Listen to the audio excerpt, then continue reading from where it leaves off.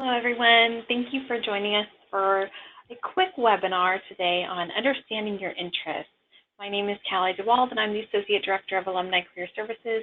And I'm excited to talk to you today about how important it is to understand your interests in terms of how it relates to you choosing a career path or considering other options of what to do with your time, whether that's going to graduate school, changing occupations, staying in occupations, etc.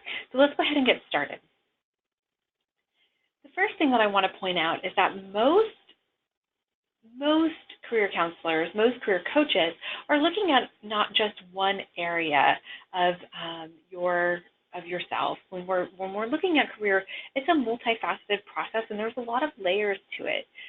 One of the things that you can think about is all of these puzzle pieces that need to connect. What we're looking for are themes and patterns around these areas. Typically, if we can find some themes and patterns in the puzzle pieces, we might have a better sense of where it is that you will feel successful and happy and fulfilled in your work.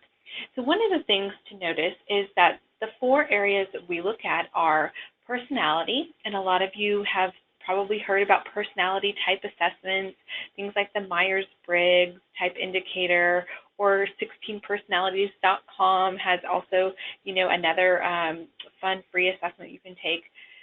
You see skills there. It's very important that, we not only recognize what skills you have, but we also take into account what skills you want to use on a day-to-day basis. So those 2 obviously are important when choosing a career. You look at values. Values are almost, I just think they're kind of underrepresented when we're talking about how career choice. Values are a big determinant of why someone is enjoying their work or wants to stay in their career. These can be values such as working independently or working with a team, or valuing a certain kind of paycheck, a certain amount of money or benefits, or work-life balance. Our values really are very, very important when we're thinking about careers, so we can't leave those out. And then lastly there, you'll see the interests, right? And interests are what we're talking about today. And if you think about it, interests are probably what most of us feel pressured to recognize when we're choosing a career. People will say things like, what's your passion? What are you really interested in? And sometimes it's difficult to answer, especially if you don't feel like you have one thing that just really is calling you, or one thing that you're really good at, and so it's just not an area of interest for you, or you're just not sure. Maybe you have a lot of different interests. I've worked with so many clients where it's, and I'm one of those people, just to point that out.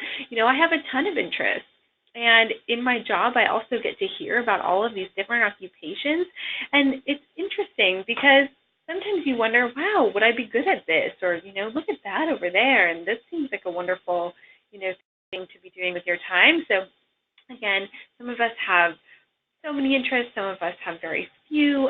Some of us might feel like our interests are underdeveloped, but that's what we're going to be talking about today, is this section on interest. So let's just go ahead and forward the slide here. So why self-assess? Why is this part so important, and why do we tend to, if you ever go into a career center, why do people tend to spend so much time on the assessment piece? Well, obviously, the first thing is we want you to be self-aware.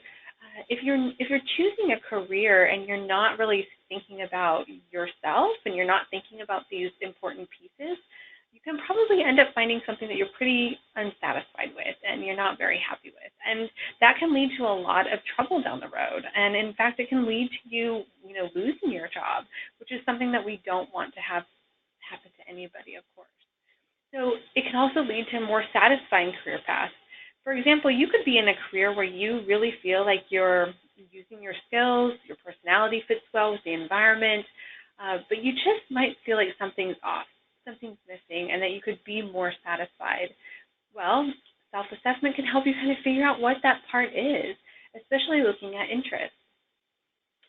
Also, once you've taken the career assessment that is exploring interest, you're going to learn new language about interest. The way that the theory works is it introduces you to a whole new range of language to talk about your interests. And so you might even understand them in a new way and in a new light. here I already mentioned this, but the new language, right? And also, again, just helping you set those clear career goals. However, what an assessment's not going to be able to tell you is whether or not a certain job will make you happy or satisfied or successful. All of those are important factors to each one of us, and they're individual to each of us. We aren't going to all feel the same way about any occupation, and a career assessment certainly is not going to be able to tell you that. But what we can do with assessments is have you, come to some understanding of maybe where to start looking, where to start exploring, or even just get validation in the things that you've already considered and what else you're already thinking about. So how does this apply to you? Well, if you're not decided on a career or if you're choosing a path, this is a great time for you to take a look at it. And if the choosing a path, maybe you've already been in a career for a while, but if you're choosing a path anew, it's great to kind of go back to the assessment piece and take a look at what's going on right now with you. No matter where you are, you can use Holland codes to help your search. And again, Holland codes are what we're referring to when we talk about interest areas. So I will go through those with you just here in a minute. And just remember, as I mentioned earlier throughout this, during the first slide, interests are going to be one piece of the puzzle here. So I want you to see these and I want to talk about them today, but I don't want you to take it so seriously that this is the only thing that you're thinking about when you choose your occupation or your next step. All right, so here's a summary kind of this theory by John Holland. So John Holland was a vocational psychologist that studied out of Johns Hopkins, and he came up with this idea that most people fit into one of the six, or fit into all of these 6 areas, I should say, of interest. And these areas of interest also correspond to work environments. So the 6 areas that you see up here are realistic, investigative, artistic, social, enterprising, and conventional. And what we're going to do today is take a look at your assessment results and then also take a look at this model and see, is it making sense? Are your results, are they accurate, or do you feel like they could be a little bit different? And if so, what would those differences look like? So today we'll go through each one of these 6 areas in a little bit more depth. Again, realistic, investigative, artistic, social, and enterprising. We call these the RIASEC codes. So if you ever hear that term, thrown around, if you're hanging out with career counselors, you might just know that that's what we're referring to.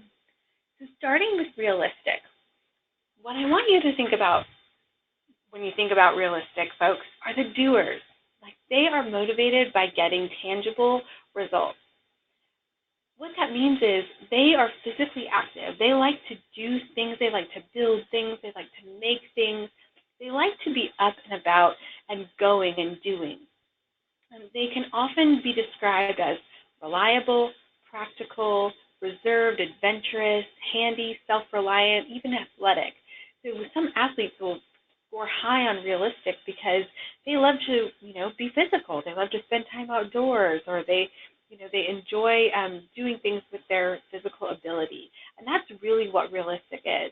It's a combination almost of doing things with your physical ability and also sometimes using tools and equipment to get things done. And those tools and equipment could be small tools. It could be computer parts. It could also be very large. We could be talking about tractors or jets or all kinds of different bigger, larger tools.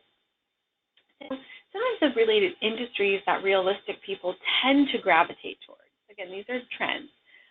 But mechanics and construction tends to be really high, computer hardware and electronics, military and protective services, nature and agriculture, and also athletics. So if you look at all of these things, you can probably start to paint a picture of who a realistic person might be. And just take a moment now to think about who maybe in your friend group or in your family group would fall under here, under the realistic. One of the that come to mind for me. I think of some of our reality TV shows that are really popular, right? Like anything on the HGTV network where people are building and constructing homes or renovating homes. A lot of those folks would be noted as the doers. Anything with the military service, so, protective services, if you're interested in any of that, again, be focused on the hands-on kind of getting things done.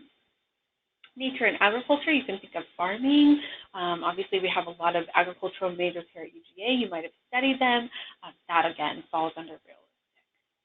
All right. Moving on to the next of the 6, which are investigative. So these folks we call the thinkers. And they're really motivated by analyzing information. And it's not, if you don't get this high or if this wasn't a high bar for you, that's okay. It doesn't mean that you don't think or process information.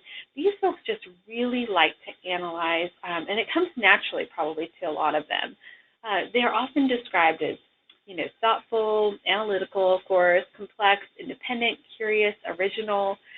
You tend to see their environments be more scholarly in nature or in an environment where it's going to allow for a lot of independent thinking and coming up with, a way to analyze information to make sense of something. So some related industries are science, research, medical science, and mathematics.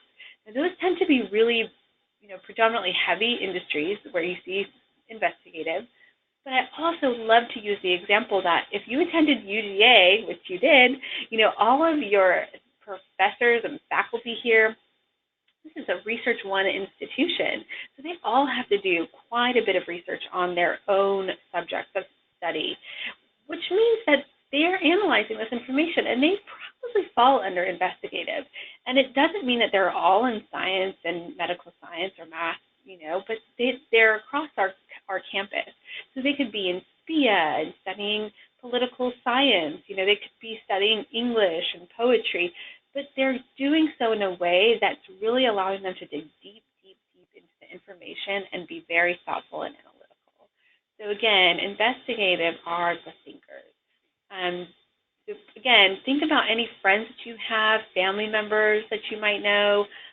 Do you see these folks on television? I tend to see them, I think, on, some of the Mythbusters and shows like that go into a little bit more of that research and science. And I don't know what generation you are, but Bill Nye the Science Guy, that's a pretty popular one too. All right, so investigative. Next, we're going to talk about artistic. And these folks are the creators, okay? So when a lot of people see artistic on their score, they're like, why is it coming up as artistic? I don't paint, I don't draw, I don't play music. Oftentimes that could be a response, although those folks might be score higher in artistic, but one thing to keep in mind is that you don't need to be a fine artist. You just are probably one that enjoys creating. And creativity can be expressed in so many different ways. You can think about helping fields that can be really creative, or different kinds of writing that can be really creative. You see culinary arts over here. There's lots and lots and lots of different ways that creativity can be expressed, and in lots of different environments. But in terms of personality, these folks are often described as idealistic, independent. They tend to be more unconventional, open, imaginative, expressive. Related industries, so you do see the visual arts and design, which is, very popular. So anything that's, design-based or heavy, architecture, interior design, also all those visual arts, graphic design, that can be, fall in here. You see performing arts, certainly would fall into this category. Writing and mass communication. So if any of you are Grady grads, you might, find that artistic is high for you. Culinary arts as well, which I mentioned a little bit earlier. But again, think of who you know that might fall into this area. And on television, we see these folks all the time. Actually, every television show we're probably watching has, writers behind it. They have, producers, designers, etc. So this is like a big piece where you would see a ton of the artistic. All right. The next, moving on, we've got social, and these folks are known as the helpers. So they're motivated by helping, and they really need this in their career to feel somewhat fulfilled, right? This is a piece of the fulfillment, where that comes from. You can often see these people described as, the caring people, the ones that really are warm and generous, humanistic, cooperative. They're the ones that are going to go the extra step to help another person. So where do you find them? Well, obviously there's some really traditional related industries: counselors, helpers, such as like peer counselors, people that work in maybe nonprofits and things like that if it's for a cause, teaching and education, HR, especially those that might be doing some like training and development. They're again kind of doing the education piece. Social sciences, religion, spirituality services, all of those. Healthcare, you see a lot of social folks show up in healthcare. So really, again, just going back to who kind of has this is one of their top three, kind of the higher bars on their results, and kind of thinking about when have you helped before and who do you like to help.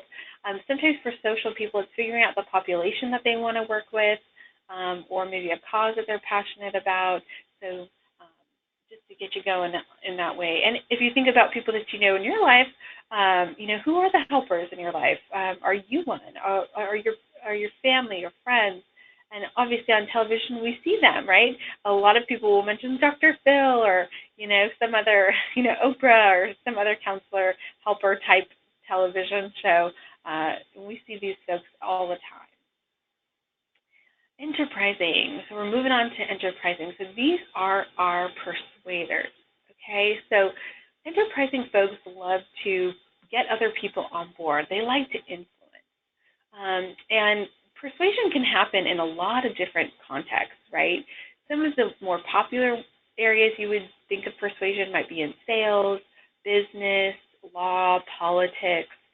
But you'll notice that enterprising can come up for lots of people for other reasons too. In fact, it's a really common code in a career counselor's profile, probably because career counselors often have to market their services. They have to persuade people that there is a benefit to working with a career counselor, or to just taking time to assess what it is that they want and what it is that they need so that they can have a more fulfilling career. They're often described as ambitious, sometimes competitive, they're risk takers, a little bit more energetic and sociable, and resilient. And so you see some of those related industries over there: marketing and advertising, management, entrepreneurship, for sure. If you've ever thought about starting your own business, you probably have enterprising pretty high on your code. Politics and public speaking, law, and again, like I said, there's lots of other ways that you can influence others, but those certainly tend to be some of the dominating industries. You see these folks all the time. One of the most popular television shows, I think, is Shark Tank, right? We see people pitching their products, and that certainly is a great example of enterprising. But you might also know some other people in your life that fall into this interest area. All right, conventional, the organizers. These folks love to organize information, and they like to organize it, and they get a lot of fulfillment out of being systematic with the information. And so this could be actually organizing information, but also could be organizing events or people, as long as they're able to create some structure and some structure there and create some organization for whatever the process is. That's going to really help them feel connected and fulfilled in that work. So some of the descriptors for these folks are practical, conscientious, orderly, systematic, efficient, respectful. They really love to come into an environment that gives them a good amount of structure. And if it's not there, they're probably going to create it because it comes naturally to them. They like to see that organization is there. Related industries to this would be office management, taxes and accounting, right? Organizing, imagine all that information that you're organizing, programming and information systems, as well as finance and investing, okay? So Do you see conventional folks on television? Yes, I think you do, but probably not in so much as some of the other areas. Again, because of that organizational piece, I don't think we see the systematic and the detail happen so much on television. But you probably know a couple people that fall into this category, I would imagine, where you know that they're the organizers and they enjoy doing these things. And maybe you're one. All right, so this is just an example of one industry, but where all 6 areas could technically get met, right? Banking is a really, really good example because there are so many careers within the banking industry. So sometimes you think banking industry and you think teller, or you think, a finance, expert, but really there's so many roles within it. So for RIASEC, some of those hands-on roles might be like the computer operator, or bank security, or actually being upfront, talking to people, walking around and being the teller. Investigative would be more on the research, so like appraiser or the analyst, the financial analyst. Artistic in that industry might be the marketing or the graphic arts. A lot of our local banks, they all have their own websites, and someone's doing that. Someone's creating that website, that marketing, doing all that work. Social, this might be customer service representatives, trainers, human resources, any kind of credit counselors, or guidance for your financial pieces, that you're needing help with. Sales, people are in sales and are going to sell you the right product and want to know a little bit about you, again, can all fall under social. Enterprising, so you get the decision makers, right? So branch managers, or economists, the controllers, accountants, credit loan officers, investment bankers. These are all going to be more under that decision making, more under that persuasion and that leadership kind of role. They really enjoy that. Conventional, the data, accounting clerks, data entry clerks, mortgage clerks, doing a lot of organization with the numbers, and that's going to probably be where they're the most fulfilled. So now that you know that these can exist, in all industries, really, it's kind of breaking down what industry you've been considering or what stands out, and going through and taking the time to research some of those job titles so that you can get just a better understanding of what it is that you might want to do next. And I know that a lot of you have already taken the time to go ahead and do this. So I'm just going to go to ONET online here, which is where some of you took the assessment, and we'll go ahead and head back to it. And one of the things I want to show you is just how much is actually here. You can do quite a bit of work. You can do quite a bit of work right here on ONET. So one of the things that I mentioned was doing research on certain occupations. So if we were to put in marketing assistant, and we see what comes up, we will get a list of related careers to marketing assistant, which is really helpful. And then once I click on an occupation, I will get the summary report for the marketing manager. And these are all the different job titles that I might look for if I were to do a job search for marketing manager. Down here, I actually see a full summary of what's going on. So what's happening in this career, what are the tasks that they do? And you can make this as expanded as you want. What are some of the technology that they are using on a day-to-day basis and that I would need to be familiar with? What kind of knowledge, what areas of study, and what kind of knowledge am I going to need in order to do this career? Skills that are often used in the work, abilities, work activities, detailed work activities, so you can expand this and see what's going to take place. The work context. So what does the work really look like on a day-to-day basis? So freedom to make decisions, 49% responded that they had some freedom.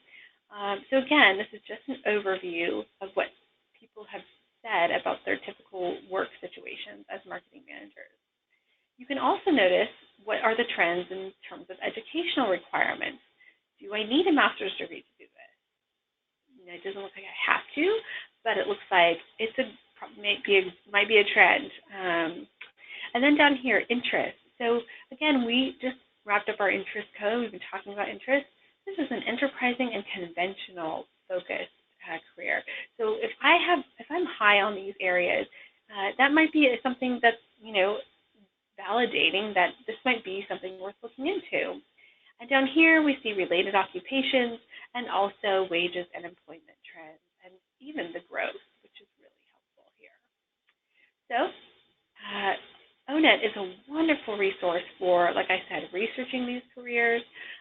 If you wanted to do something a little bit different and you wanted to just go to your specific interest code, tying in your 3 areas, you can go to the advanced search, click on interest, and let's say your first interest is artistic, and your second interest is realistic. Well, let's go ahead and take a look at what would come up for those. The job zone, this is typically what? Years after high school, so at education years. So let's say 4, I've earned my bachelor's degree. Here are some of the AR and RA focused careers: landscape architects, graphic designers, architectural drafters. And again, I can click on these, read more about them, and then go from there. So go ahead and feel free to tie together your 3-letter interest code and see what comes up for you. All right. Now we've covered a little bit more on interests. Take a moment to just reflect, and you can do this on your own. Just think about how these themes show up. Sometimes with interest, right, we might use our interest areas more outside of work, maybe more of our personal life than our professional. Is that true? And if so, how does that work? For example, I have an office manager here who is also a photographer, but he doesn't do photography in our office, but he's constantly doing it outside. His job here is a lot more conventional. There's a lot more organization, all of that, again, being an office manager. However, I know he has this strong artistic interest side that gets probably more fulfilled outside of work. So that's just an example. Which areas represent current or potential work interests that you've never explored? So there might be some that are coming up higher for you that you haven't really ever had the chance to explore, whether that's from your major or degree program or you just haven't had a chance yet. Go ahead and think about that and write down, what is it that you want to do now that you know some of your interests. So that brings us to this slide.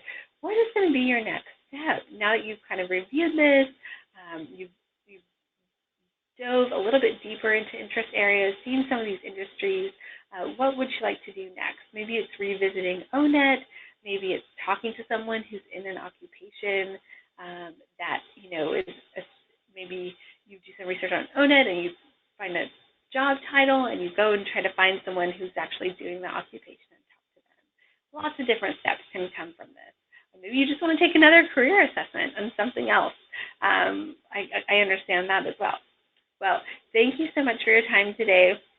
I hope you all enjoyed it. I know it was quick, but hopefully we've all understand our interests a little bit better now and have a little bit more language to use as we talk about them. And I hope you all have a great rest of your day. Thanks so much.